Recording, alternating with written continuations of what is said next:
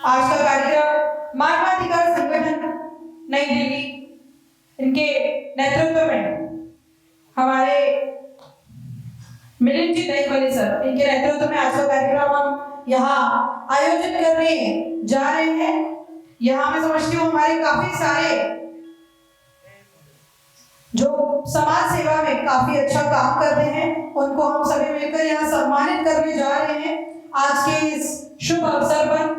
तो चलिए अधिक समय ना लेते हुए मैं चाहूंगी हम सभी एक बार जोरदार तालियां बजा दें ताकि हम आज के कार्यक्रम को शुरू कर सकें। और आप सभी इतने सारे लोग बैठे हुए तालियों की आवाज तो आनी चाहिए, एक बार जोरदार तालियां। तो हमारे अतिथियों का स्वागत करने के लिए हमारे बीच भंडारा से हमारे कुछ बच्चे यहाँ आए हुए हैं, तो स्वागत गीत के साथ हम इस कार्यक्रम को शुरू करेंगे। हमारे सभी बच्चों के लिए फिर से एक बार जोरदार तालियां।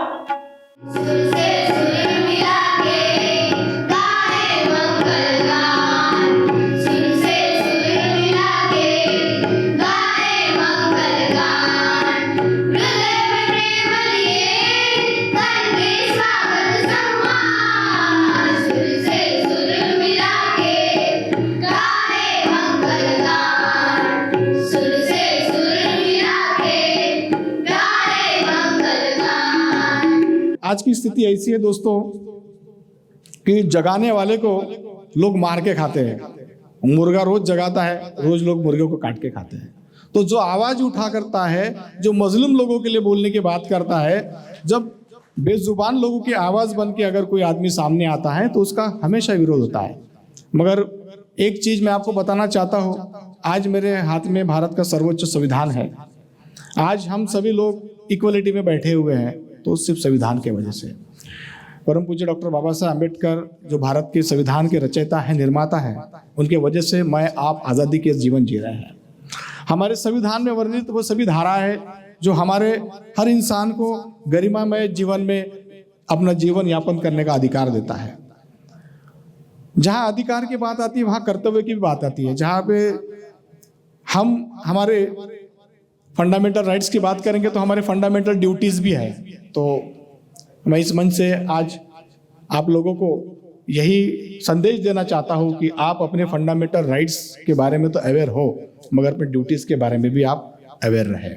बहुत सारी ऐसी चीज़ें हैं जो हमें हमारी कुदरत ने दी है, हम उससे दूर होके हम सिर्फ एलोपैथ की तरफ जो जल्दी हमें ठीक करे, क्योंकि हमको फास्ट ट्रैक पे चलना है।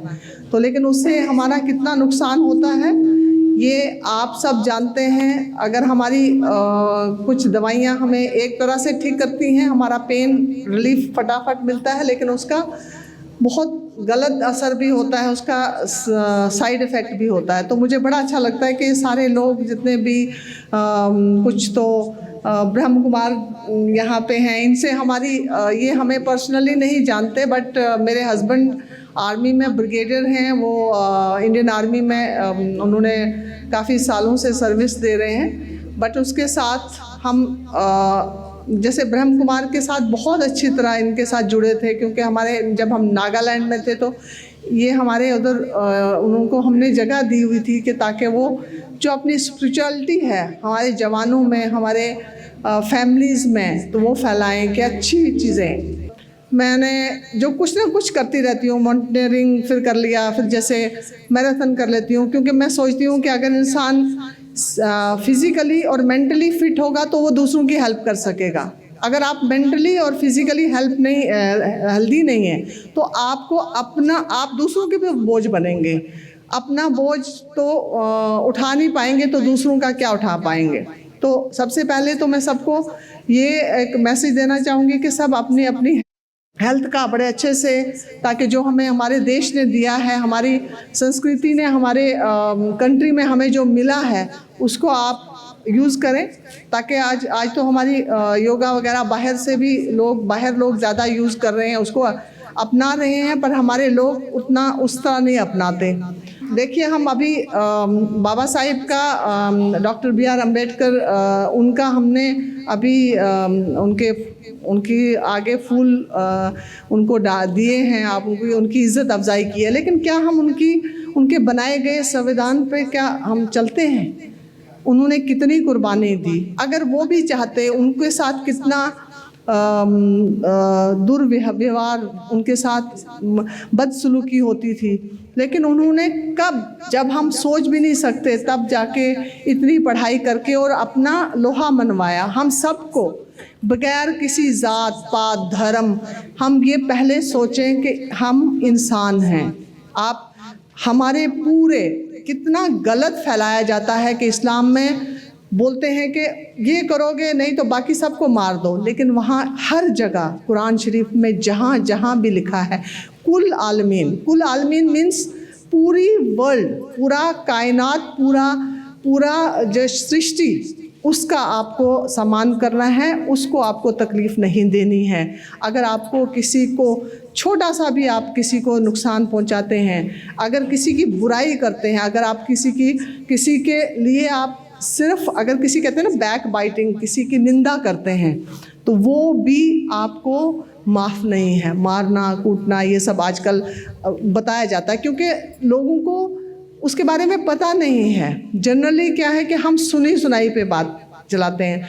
तो जैसे आतंकवादी खड़े हो गए और वो कहते हैं हम जिहाद कर रहे हैं। जिहाद वो है ही नहीं है, वो कहीं भी उसकी जगह नहीं है जिहाद की। जो जिहाद वो बताया जाता है कि इस्लाम में जिहाद करना, जिहाद किस पे है? सबसे पहले मैं आपको थोड़ा सा बताऊंगी कि जिहाद दो टाइप के हैं। एक जिहाद एक होता है जो अपने नफ्स पे कंट्रोल करना, अपने आप पे, अपनी बुराइयों को।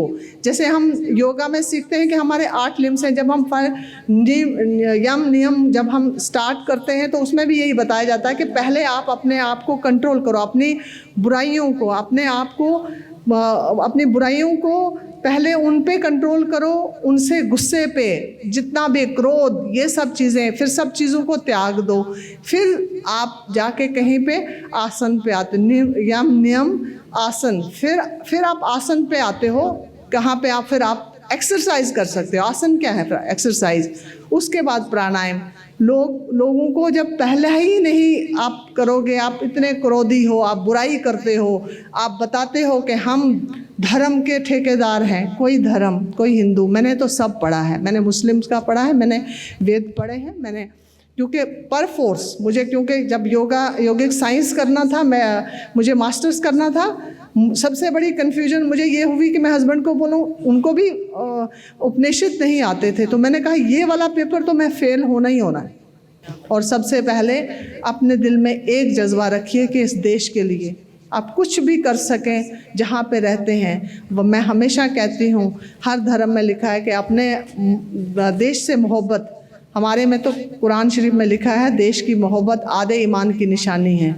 जो आपका ईमान है आधा वहीं पे होता है कि अगर आप अपने देश से मोहब्बत करते हैं, अपने देश के रहने वालों से, नवासियों से, पूरे रहने वाले हर नवासी जो देश का रहने वाला है उसके साथ मोहब्बत करते हैं। और ख़ासकर पूरे वर्ल्ड से, हर जगह जहाँ पे आप देखिए वर्ल्ड में कहीं भी हाहाकार मची है, जहाँ पे मजलूम को मारा जाता है, बेगुनाह को कत्ल किया जाता है, उनके खिलाफ अगर आप उनकी जाके मदद नहीं कर सकते, एटलीस्ट आवाज़ उठा सकते हैं। विधि सेवा प्राधिकरण से हम यहाँ उपस्थित हैं। विधि सेवा बहुत सारे लोगों को मालूम होगा, कुछ को मालूम नहीं होगा। विधि यानी कानून और कानूनी सेवा। भारतीय संविधान ने, बाबा साहब जी ने संविधान का जो एक स्ट्रक्चर निर्माण किया है, हमने कबूल किया है उसको। उसमें हर व्यक्ति को कानूनी मदद और सभी को समान कानूनी मदद। इसके साथ ही उस वक्त उनको ये भी पता था कि यह मदद नीचे तक का तबका जो है, last person of the community, ज्याला मराठी तळागाळाच्या स्थळाला जे लोक राहतात वहाँ तक मदद नहीं पहुँच पाती है। उसके लिए कुछ विशेष प्रावधान करना चाहिए। तो हमारे संविधान के कलम 39A, संविधानाची धारा 39A जी आहे त्यामध्ये समाजाच्या तळागाळापर्यंत प्रत्येकाला मोफत कानूनी सल्ला आणि सेवा। सल्ला, काही कामं सल्ला देऊन वकिली सुटतात, मी वकील आहे। आणि काही वस्तू अशा आहेत की काही कारणं अशी असतात ज्यात वकील द्यावे लागतात। पुष्कळ गरिबांकडे आजही वकिलाकडे जाण्याकरता पैसे नाहीत. जिस गरीब के पास, जिस लेवल के पास वकील के पास जाने के लिए पैसा नहीं है, वो अपने न्याय से वंचित हो रहा है. ऐसे लोगों के लिए संविधान में खास प्रावधान किया गया है. उनको मुफ्त विधि सलाह और सेवा, ज़रूरत पड़ने पर वकीली सेवा, पूरी केस लड़ने की सेवा वो मुफ्त में दी जाती है. हमारे संविधान का ये वचन भी है और आर्टिकल भी है. समान न्याय कहा गया है. तो पर ये चीज़ें उपलब्ध नहीं होती है. इसके लिए एक व्यवस्था की गई वापस. राष्ट्रीय विधि सेवा कानून अस्तित्व में आया 1987 में, और राष्ट्रीय स्तर पर राष्ट्रीय विधि माननीय सर्वोच्च न्यायालय के अंतर्गत राष्ट्रीय विधि सेवा प्राधिकरण, उसके नीचे राज्य में हाईकोर्ट के अंदर में हाईकोर्ट विधि सेवा प्राधिकरण राज्य स्तर पे, और उसके नीचे जिला विधि सेवा प्राधिकरण. और जिस गांव में, जिस खेड़ों में, जिस बस्तियों में भारत बसा है, वहाँ तालुका और जंगल प्लेस के लिए तालुका विधि सेवा समिति बनाई गई है. यानी भारत के हर न्यायालय में विधि सेवा का एक कार्यालय, एक सब चीज़ें उपलब्ध है. जिसके पास वकील नहीं है वो वहाँ तक जावे, वहाँ पहुँचे. हमको आपको ज़रूरत नहीं है मुफ्त वकील की, लेकिन हमारे आजू बाजू में 50 लोग, हज़ारों तो नहीं बोलूँगा मैं, 50 लोग ऐसे हैं जिनको वकील के पास जाने के लिए एक तो रास्ता नहीं मालूम है या पैसा नहीं है.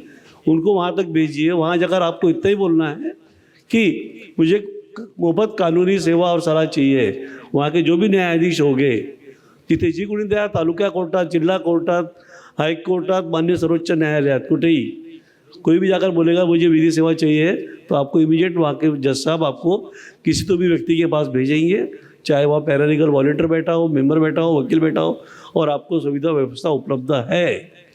मैं जोर से बोल रहा हूँ, यह व्यवस्था उपलब्ध है और उसी को मैं बिलोंग करता हूँ.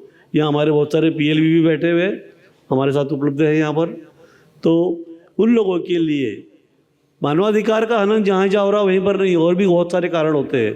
भाई बहन से लेके, पति पत्नी से लेके, बहू से लेके, सास से लेके, सब जगह पर व्यापार में होते हैं, इंडस्ट्री में नौकर और मालक में होते हैं, सब जगह पर. ये सब कारणों के लिए हमारे को आज संविधान अपना राष्ट्रीय मानवाधिकार दिवस के उपलक्ष्य में हम लोग यदि इस बारे में अपने आप से एक एग्रीमेंट करते, करारनामा करते हैं कि मैं साल भर में 10 लोगों को विधि सेवा के लिए विधि सेवा में भेजेंगे, विधि सेवा कार्यालय में भेजेंगे, तो इससे बड़ा और इस कार्यक्रम का कोई बड़ा फलित नहीं हो सकता है. आप लोगों से फिर गुजारिश करता हूँ कि कम से कम 10 लोगों को वहाँ तक भेजिए. ऐसे लोगों को आप ढूंढिए. आपका अपने देश के लिए, अपने समाज के लिए, परिवार के लिए, संपूर्ण विश्व के लिए एक कर्तव्य है, जो कर्तव्य आपको सदा निभाना ही चाहिए. जहाँ तक सवाल है आज के विशेष दिन का, मानव अधिकार दिवस, तो मानव का सर्वप्रथम अधिकार है स्वयं को पहचानना, उसको पहचानना जिसने हमें यहाँ भेजा. तो स्वयं की पहचान कि मैं एक एनर्जी हूँ और मुझ एनर्जी का विशेष कर्तव्य है अन्य सभी एनर्जीज़ का रिस्पेक्ट, अन्य सभी एनर्जीज़ का उनके आत्मसम्मान बचाने का कर्तव्य. तभी भारत देश में इस स्लोगन का विशेष प्रचलन है कि हिंदू, मुस्लिम, सिख, ईसाई आपस में हम सभी भाई भाई हैं. किस नाते हम भाई भाई बने, ये चीज़ समझना बहुत आवश्यक है. जैसे मैडम इस बात को उल्लेख कर रहे थे कि अगर हम इस बात को समझ जाएं कि हम एक परमात्मा की संतान हैं, तो आपस में सारे झगड़े ही खत्म हो जाएंगे. न जिहाद रहेगा, ना ही आतंकवाद रहेगा, ना डोमेस्टिक वायलेंस होगा. ऐसी कोई भी बात, कोई भी ऐसी चीज़ जो समाज को दूषित करती हो, चाहे मानसिक तौर पर, आध्यात्मिक तौर पर, किसी भी बात में जो समाज को दूषित कर रही है, ये सारी ही बातें बंद हो जाएगी.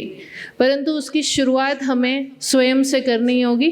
मानव अधिकार की रक्षा के लिए हम सभी ने कदम अवश्य उठाया है. सर्वप्रथम हमें अपने से शुरू करना है, because charity begins at home. जैसे पानी का गुण गर्म रहना नहीं होता है, पानी का विशेष गुण होता है ठंडा हो जाना. पानी को आप कितना ही उबालो, 100 डिग्री सेल्सियस पे उबालो, पर आखिरकार वो ठंडा हो जाएगा. तो गुस्सा करना भी हमारा गुण नहीं है, ये हमारी विशेषता नहीं है। या किसी को गलत बोलना ये हमारी विशेषताओं में काउंट नहीं होता है। अगर आप आज बोलेंगे तो कल आपको उसकी महसूसता आएगी, फीलिंग आएगी कि मैंने गलत किया, ये नहीं बोलना चाहिए था, क्योंकि वो हमारे निजी गुणों में आते ही नहीं है। तो अगर मैं स्वयं के अधिकारों की, तो मेरे अधिकार क्या हुए? सम्मान देना, सम्मान लेना, प्रेम देना, प्रेम लेना, शांति से रहना, शांति से व्यवहार करना, ये सारे मेरे अधिकार हुए। तो हमें पहले अपने आप से शुरू करना है। पहले आप अपने अधिकारों को बचाएं, फिर ही आप दूसरे के अधिकारों को महसूस कर सकेंगे, समझ सकेंगे और बचा सकेंगे। हमने देखा है कि हमारे भारत देश में ही इंसान को इंसान की तरह जीने को नहीं दिया जाता था,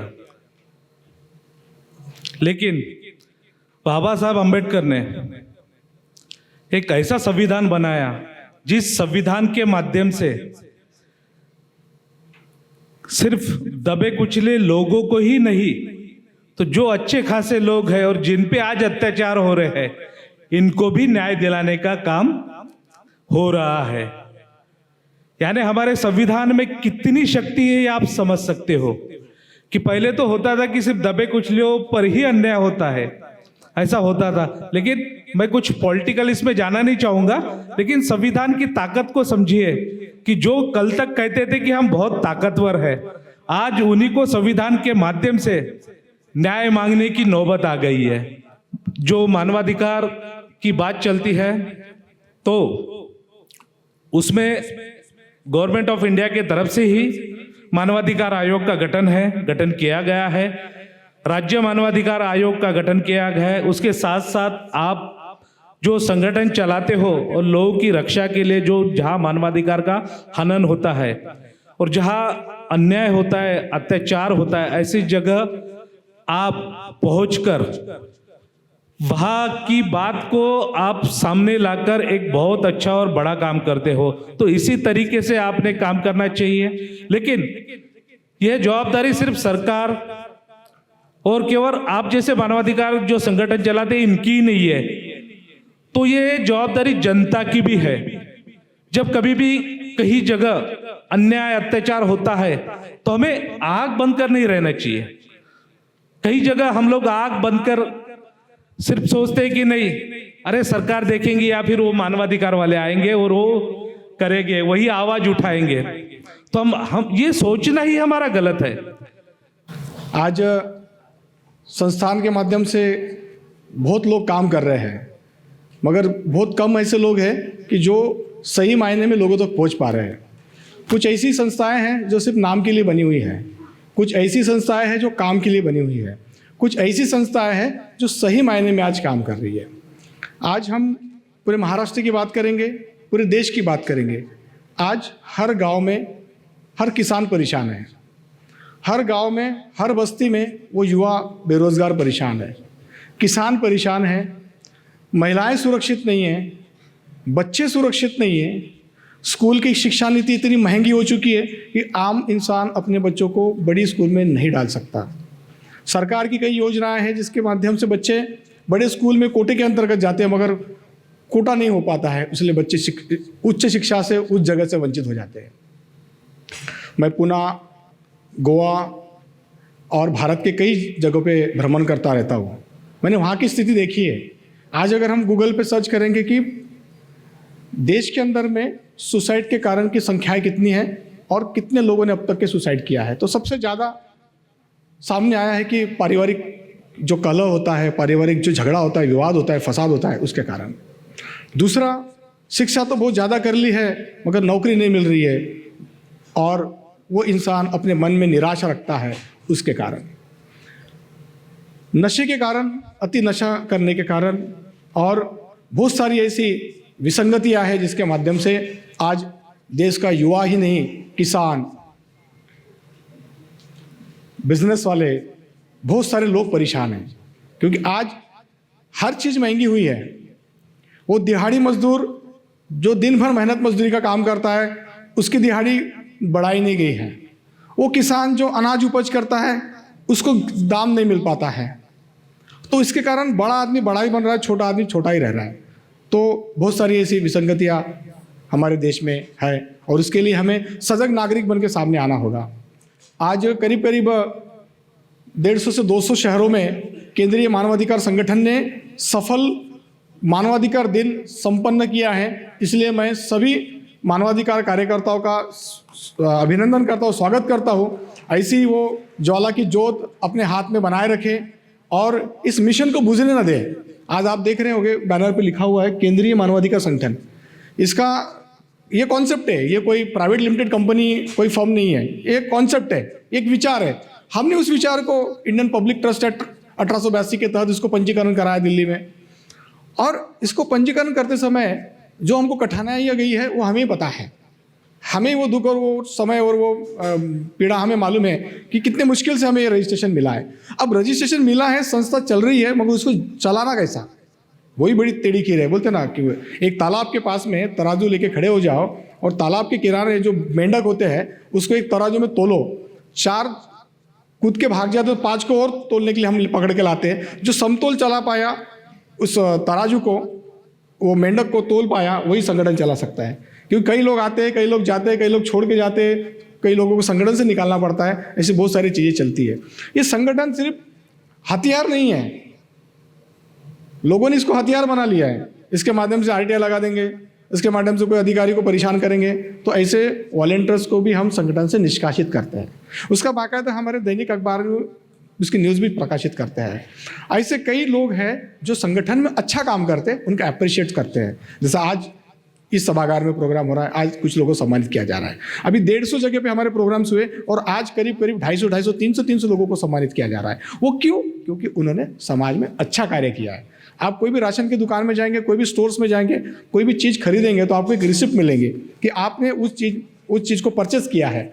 मगर ये आपको जो आज यहाँ पे सर्टिफिकेट्स मिल रहा है, ट्रॉफी मिल रही है, आपका जो सम्मान हो रहा है, ये आपका रिसिप्ट है जो आपने समाज में प्रत्यक्ष और अप्रत्यक्ष रूप से पीड़ित मानवता की सेवा की है। आयुर्वेद की जब बात आती है तो हर एक इंसान को सोचना चाहिए कि आयुर्वेद जो है ये हमारा जीवन शास्त्र है, ये केवल चिकित्सा पद्धति नहीं है। इसीलिए स्वास्थ्यता का रक्षण पहले आयुर्वेद में होता है। आपकी जीवन शैली कैसी होनी चाहिए, आपने कैसा रहना चाहिए कि आप बीमार ही ना पड़े, वैद्य का काम आपको पड़े ही नहीं। स्वस्थस्य स्वास्थ्य रक्षणम और आतुरस्य विकार प्रशमनम। इसीलिए आयुर्वेद शास्त्र सबको ही पढ़े। कम अधिक स्वरूप से आपको जो न समझे, अपने नज़दीकी कोई MD आयुर्वेद डॉक्टर के पास जाकर ज़रूर आयुर्वेद के प्रति हमारा क्या कर्तव्य होना चाहिए, हमने कैसा रहना चाहिए कि आने वाली गंभीर बीमारियों से हम दूर रहें। दूसरी बात, आज परवीन मैडम ने कहा था कि स्वस्थ वो है जिनका मन भी स्वस्थ है। मैं उनको कहना चाहूँगी, आयुर्वेद में व्याख्या ही ऐसे की है कि समदोषा सम अग्नि समधातु मलक्रिया प्रसन्न आत्मेन्द्रिय मन स्वस्थ इत्यभिधीयते। जिनकी आत्मा मन ये भी स्वस्थ है, शरीर के साथ साथ वो स्वस्थ है, और ऐसा ही व्यक्ति खुद का और समाज का कल्याण कर सकती है। इसीलिए आयुर्वेद के प्रति जागरूक रहे। आयुर्वेद वो हमारी भारत की चिकित्सा पद्धति है जिसने सर्जरी करना, आप इंग्लैंड जाओ, कहीं भी जाओ, देश में सर्जरी की किताब जब खुलती है तो पहले पन्ने पे आयुर्वेद का नाम होता है। The father of surgery who? Sushrutacharya. तो इतना जब गंभीर ज्ञान आयुर्वेद में है तो हम क्यों पीछे पड़े। आयुर्वेद से कई गंभीर बीमारियां आज ठीक हो रही है, ये हम देख रहे हैं। इसीलिए आज एक कदम आप सब बढ़ाएं, आयुर्वेद को पढ़ें और अपने जीवन में लाने का प्रयत्न ज़रूर करें। बहुत बहुत धन्यवाद आप सबका। बात चलती है कि मानवाधिकार दिवस की, मानव, और साथ में जैसे हमारे आदरणीय ACP मैडम ने अपनी सिस्टर और सभी आदरणीय लोगों ने बार बार एक शब्द बोला है, मन। मन में जो रहेगा वो सृष्टि में दिखेगा। अच्छे भाव रखो, स्वर्ग होगा, नहीं तो जिहाद के जैसे जिसका कारण अच्छा था कि मन के अंदर जो गंदगी है, बुराई है, उसके खिलाफ जिहाद करो, उस जिहाद का भी रूप अलग हो जाता है। फिर कोई धर्म, कोई मजहब बदनाम हो जाता है। यही सभी ज्ञानियों का अंतिम कथन है कि मन के अंदर से गंदगी हटाओ, मानव बनो। फिर बार बार हम मानव को, क्योंकि प्राणी कभी भी अपना दिवस नहीं मनाते हैं, उनका अधिकार का दिवस मनाते नहीं है, केवल मानव को ही क्यों मानवाधिकार मनाना पड़ रहा है। कभी आपने देखा है किसी जलाशय पे, किसी तालाब पे, जंगल में है, कोई जानवर आता है कि मैं ही पीऊंगा? नहीं, सभी पिएंगे। ये केवल हम आदमी है, केवल मानव ही है जो हम आपस में भेद रखते हैं।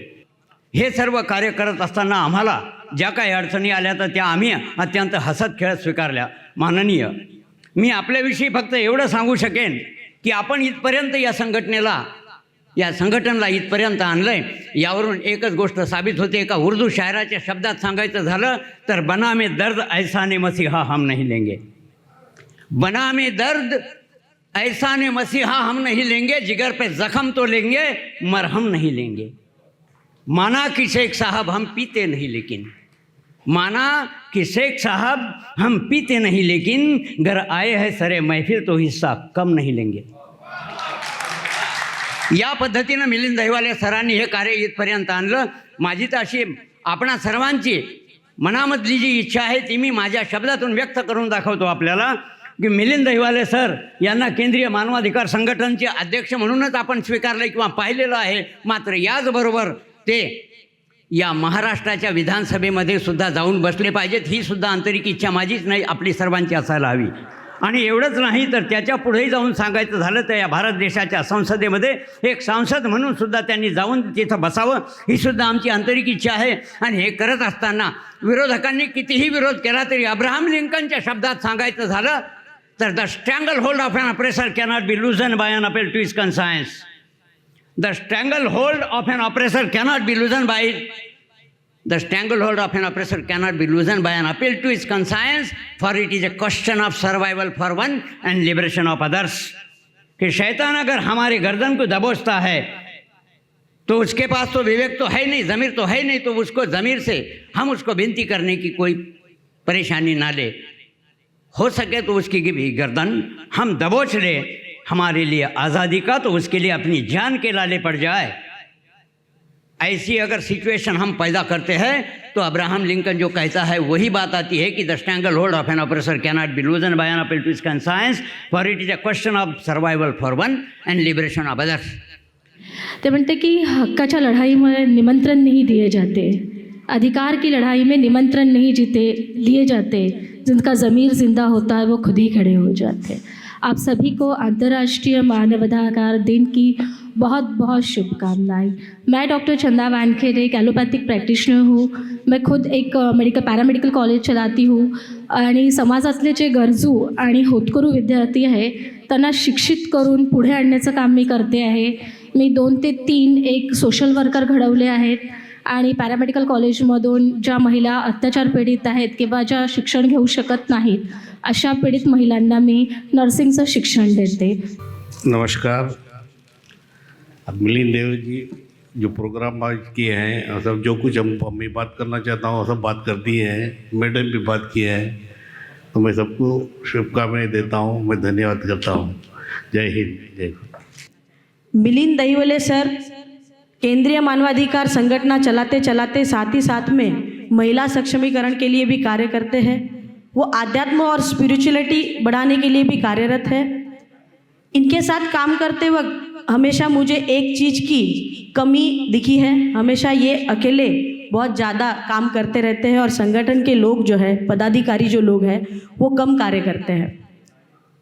हम लोग जब बीच में नासिक में एक मूकबधिर स्कूल था, वहाँ पे हम लोग जब कार्य करने गए, वहाँ पे देखा कि उन लोगों को बहुत प्रॉब्लम्स आ रहे हैं, उनको गवर्नमेंट से भी मदद नहीं मिल पा रही है। तब मैंने सर को कहा था कि आप नासिक आइए और हम लोग उनके प्रॉब्लम को सॉल्व करेंगे। वो स्कूल 30 साल से चल रही है और 30 साल में जो भी स्कूल में से बाहर निकलते थे वो लोग ना ही मतलब बोल ना पाने की वजह से और सुन ना पाने की वजह से उनको कोई काम नहीं मिलता था, कोई काम पे नहीं रखता था। यदि उनको किसी को काम पे रखना हो तो उनको वो चीज़ आनी चाहिए कि हम लोग उनसे कैसे बात करें, वो लैंग्वेज आनी चाहिए, इसलिए उनको कोई काम पे नहीं रखता था। तो सर ने उनको कॉटन विक मशीन उनको प्रदान की, जिससे उनको महिला गृह उद्योग या गृह उद्योग चला के वो अपना आजीवन उधर निर्वाह कर सके। और ये बहुत बड़ी बात थी कि जब ऐसे कार्य समाज में होते हैं और समाज में उनकी सराहना कम होती है, तो सर इसी का कार्य करते हैं, सभी लोगों ने आगे आना चाहिए। ये कार्य जब हुआ तो हमारे टीम के एक मेंबर ने कहा, अरे आपके पास तो पैसे हैं, आप कर सकते हैं किसी को मदद, हमारे पास पैसे नहीं, हम मदद नहीं कर सकते, हम दान नहीं कर सकते, हम सोशल वर्क नहीं कर सकते। मैं दान और सोशल वर्क इसकी परिभाषा एक समझती हूँ। दान करना और सोशल वर्क करना ये बहुत बड़ी बात है। यदि आपको संगीत आता है और आप संगीत किसी को बांसुरी भी सुना देते हैं और आपकी बांसुरी की आवाज़ किसी के कान पे पड़ जाती है और वो तृप्त हो जाता है, तो दान है। किसी को मदद करना यह दान है। केंद्रीय मानवाधिकार की ओर से कितने लोगों को अपने अपनी प्रॉब्लम में से बाहर निकालने के लिए जो कार्य मिलिंद जी सर ने किया हुआ है वो भी एक दान है। जो भी स्पिरिचुअलिटी में है और स्पिरिचुअल किसी को नॉलेज देते हैं वो भी एक दान है। साथ ही साथ में एक इन्हीं लोगों का एक कार्य चलता है कि जो जेल है, पूना का जो सबसे बड़ा जेल है, उसके अंदर जाके ये लोग जो कैदी है उन लोगों की काउंसलिंग करने वाले हैं। तो ये काउंसलिंग करने के बाद जब कैदी एक मानवता उसके अंदर जो निर्माण होगी वो भी दान है। तो सभी लोगों ने दान करना चाहिए, आगे आना चाहिए। जैसे कि मैडम ने कहा कि लोग है ना मोबाइल बहुत यूज़ करते हैं, लोगों को पानी की रोज़मर्रा की ज़िंदगी में पानी से ज़्यादा अधिकतर ज़रूरी इंटरनेट हो गया है। तो हम लोग क्या करते हैं कि कोई मरणस्थ न पड़ा हुआ है, कोई मर रहा है, फिर भी उसको उठाना नहीं है, उसके अपघात में उसको साथ नहीं देना है। हमें क्या करना है, उनको वीडियो निकालने हैं और सोशल मीडिया पे कैसे अपलोड करें, हमको लाइक्स कितने मिले, ये सब चीज़ें देखना है। तो ये सारी चीज़ें मत करिए। लोगों को बचाने के लिए, लोगों की सेवा के लिए आगे आइए। ऐसी संगठनों से खुद तो जुड़े ही रहे, आगे और संगठनों में लोगों को जोड़ें। साथ ही साथ में आप लोग हमेशा ये याद रखें, आदमी ये चीज़ भूल गया है, अपना इतना बिजी हो गया है, आदमी इतना बिजी हो गया है कि एक हाथ अपना चेहरा छुपाने में और एक हाथ दूसरे का नकाब हटाने में लगाता है। तो ऐसी नेगेटिविटी को ना करें।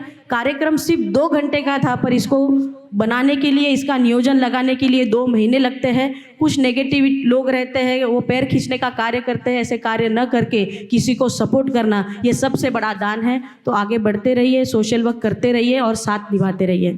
साधना केल्याशिवाय, आपलं शरीर पूर्ण धुतल्याशिवाय आपलं मन शांत होऊ शकत नाही आणि आपण चित्त एकत्र केल्याशिवाय आपल्याला समाधान होऊ शकत नाही। दान म्हणजे काय? दानाचा तर बहुत प्रकार आहेत, एकच प्रकारचं दान नाही, हरे प्रकारचं आहे। कोणी आपले डोळे दान करू शकतात, कोणी आपलं शरीर सुद्धा दान करू शकतात। हरे प्रकारचे 10 प्रकारचे दान आहेत। पण मी एवढ्यातच थांबवते न सगळ्याला जय भीम म्हणून बोलत आहे। साधू साधू साधू सगळ्यांना आशीर्वाद देत आहे। 16 कला संपूर्ण निर्विकारी अहिंसा परमो धर्म की स्थापना कर सकते हैं। ये हमारी भारतीय संस्कृति है। इस भारत भूमि पर वही स्वरूप हमें लानी है। तो उसमें हमारे मिलिंद भाई भी एक आगे का एक कदम रखा है। इसलिए मैं ब्रह्मा कुमारी ईश्वरीय विश्वविद्यालय की तरफ से उनका बहुत अभिवादन करूंगी, अभिनंदन करूंगी। और दूसरी बात कि एक छोटी सी मैं कहानी सुना करके मेरी एक विचार विराम देती हूँ कि चिड़िया को पूछा था कि ये समुद्र, एक आग लगी थी जंगल को, तो उसमें बुझाने के लिए कौन आगे आएंगे, पूछा गया। तो एक चिड़िया आगे आकर के कहा कि मैं इस जंगल को बुझाऊंगी। सभी उनके ऊपर हंसने लगे कि ये चिड़िया तो पागल तो नहीं है, इतनी बड़ी जंगल को तुम कैसे बुझा सकेगी। दुनिया, उनकी सारी पंछी वर्ग उनको कहने लगे, पर वो किसी के कहने पर ध्यान देते हुए न देते हुए आगे बढ़ी और समुंदर से चूंच में एक एक बूंद पानी ला करके वो बुझाने का कार्य किया। तब जब धर्मराज के सामने जब जाना हुआ, तब सबसे पहले इस चिड़िया को सम्मान देना चाहिए कहा, क्योंकि वो किसी के बातों में न आते हुए वो अपने लक्ष्य की तरफ ध्यान रखते हुए आग बुझाने का काम किया है, आग लगाने का काम नहीं किया है। इसलिए हम यहाँ जो भी भाई बहनें बैठे हैं, इस कार्य को आगे बढ़ाने के लिए हम अपने लक्ष्य की ओर अगर अग्रसर रहेंगे तो सचमुच ये मानव अधिकार संगठन जो संगठन बनाने के लिए सबकी विशेषताओं को आत्मसात किया है मिलिंद भाई जी ने, तो हम सभी उनके जैसे कारवां बनती है, एक से ही शुरू होती है, बहुत बड़ा कारवां बनती है, ऐसे हमारे मिलिंद भाई जी का कार्य है। उनका भी हमारा मुलाकात लातूर में महिला दिवस के उपलक्ष्य में हुआ और वो ब्रह्मा कुमारी विद्यालय की तरफ से जुड़ गए। पहले से ही मुख्यालय में भी उन्होंने बहुत बार गए हैं, हमारी दादियों से भी मिले हुए हैं। तो इसलिए ये जो शांति हमें स्थापन करना है समाज के अंदर और मूल्यों की जागृति करनी है, तो हमें इन विचारों को अपने साथ रखेंगे तो मानव धर्म देव मानव धर्म के रूप में प्रत्यक्ष होगा। दोस्तों रहने दो दस्तूर निभाते क्यों हो, दोस्तों रहने दो दस्तूर निभाते क्यों हो, दिल तो मिलते नहीं हाथ मिलाते क्यों हो, और बढ़ के छीन लो उजालों की किरण सूरज से, बढ़ के छीन लो उजालों की किरण सूरज से, तुम फकीरों की तरह हाथ फैलाते क्यों हो, तुम फकीरों की तरह हाथ फैलाते। अब लग रहा है कि लोग जिंदा है। केंद्रीय मानवाधिकार संगठन में अगर मानवाधिकार की बात करना है तो सबसे पहले हमें नेल्सन मंडेला की बात करना पड़ेगा। जेल में रहने के बावजूद भी उन्होंने मानवाधिकार की बात की। राष्ट्रपिता महात्मा गांधी जी की बात करना पड़ेगा। हमें डॉक्टर भीमराव बाबा साहब अम्बेडकर की बात करना पड़ेगा। हमें क्रांति ज्योति सावित्रीबाई फुले की बात करना पड़ेगा। मानवाधिकार संगठन, मानवाधिकार का जब जब नाम आता है तो सबसे पहले छत्रपति शिवाजी महाराज का नाम आता है। वह इसलिए कि दुश्मनों की भी बहू को लाकर उन्होंने सम्मान के साथ वापस भेजा था। पहला मानवाधिकार वहां पर हुआ था, छत्रपति शिवाजी महाराज। हमें केंद्रीय मानवाधिकार संगठन, क्योंकि आज मानवाधिकार पर कोई बोल ही नहीं रहा था। मानवाधिकार की जब बात करेंगे तो हमें छत्रपति शाहू महाराज की बात करना पड़ेगा, क्योंकि सदियों से दूर लोग थे। 1902 में 50% आरक्षण देकर इस देश के तमाम लोगों को पढ़ना लिखना सिखाया, जब जाकर तुम कुर्सियों पर विराजमान हुए। वो केंद्रीय मानवाधिकार संगठन का काम था। और आज भारतीय संविधान में बिल्कुल एक स्पष्ट शब्द में लिखा हुआ है कि मानवाधिकार क्या है। शोषण के विरुद्ध लड़ने का अधिकार वो कहलाता है मानवाधिकार। और जो शोषण के विरुद्ध लड़ता है वो मिलिंद जी के साथ खड़ा रहेगा। जो शोषण के समय आंख बंद करके बैठता है। कहते गांधी जी के 3 बंदर थे, मुझे तो लगता है कि 4 थे। 3 मालूम है आप लोगों को। एक वो बेचारा ऐसा था जो नाक पर रखा और मर गया।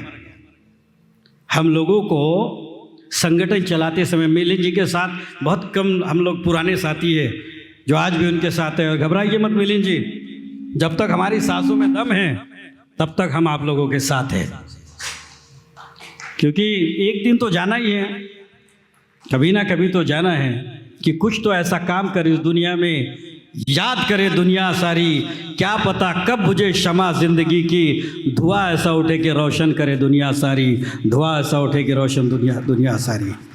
शब्दांनीच पेटतात घरेदारे देश आणि माणसे सुद्धा। शब्दच विझवतात आग माणसाच्या डोळ्यातली। शब्द नसते तर पडल्या नसते आगीच्या तिंग्या, वाहिले नसते अश्रूंचे महापूर, गेले नसते दूर कुणी आणि आले नसते जवळ कुणी, शब्दच नसते तर। शब्दांच्या गावामध्ये शब्दांच्या गाठीभेटी, शब्दांच्या जखमा होतात आणि शब्दांचीच फुंकर होते। म्हणून ज्यांचे जीव मळलेले आहेत, ज्यांचे जीव मळलेले आहेत, जे त्रासले आहेत, त्यांना आपल्या कवेत घेण्याचं काम माननीय मिलिंद दहिवाले हे करत आहेत। याकरता त्यांचं आपण एकदा टाळ्या वाजवून अभिनंदन केलं पाहिजे असं मला वाटतं। राजा रणजित सिंगाची स्वारी चालू असताना ते गावात जात असताना एक म्हातारी एका बोरीच्या झाडाला दगड मारत होती। तो दगड चुकला आणि तो दगड राजा रणजित सिंगाला लागला। सर्व सेवक धावले आणि त्या म्हातारीला त्यांच्या समोर उभं केलं। त्यांनी विचारलं, तू त्या झाडाला दगड का मारत होती? त्यावेळेस तिनं उत्तर दिलं की त्या झाडाला दगड मारले म्हणजे माझं पोट भरतं, मला ते झाड फळं देतं. मग राजा रणजित सिंग असं म्हणाले की ते निर्जीव झाड, न हालचाल करणारं झाड जर तिला बोरं देऊ शकतं, तिचं जीवन भरू शकतं, तर मी तर राजा आहे, मग मी तिच्यासाठी काहीतरी केलं पाहिजे. आपण समाजाचं देणं लागतो, या भूमिकेतून माननीय मिलिंद दहिवाले काम करत आहेत, यासाठी त्यांचं अभिनंदन करतो. सभी केंद्र मानव अधिकार के सदस्यगण, आज अंतर्राष्ट्रीय मानव अधिकार दिवस के उपलक्ष्य में आप सभी को यहाँ पर एकत्रित किया गया है, एक सम्मान समारोह किया गया है. मिलिंद दहिवाले जी ने इस कार्यक्रम के लिए बहुत मेहनत की है. सभी राज्यों से यहाँ पर लोग आए हैं और इस कार्यक्रम को हम लोगों के द्वारा ही सफल बनाया जा रहा है. हमें हमारे बड़ों के द्वारा बहुत सारी चीज़ें सुनने को मिली है. अब मुझे कुछ बोलने के लिए तो उसमें बचा नहीं है. बस मैं ये कहना चाहता हूँ कि हम मिलिंद दहिवाले जी के कंधे से कंधा मिलाकर हम संगठन को आगे ले जाएंगे. जितना हमसे अच्छा हो सकेगा हम उतना अच्छा करेंगे. मानव अधिकारों के लिए हम जितना लड़ सकेंगे हम उतना लोगों की मदद करके लिए उनके लिए तत्पर रहेंगे.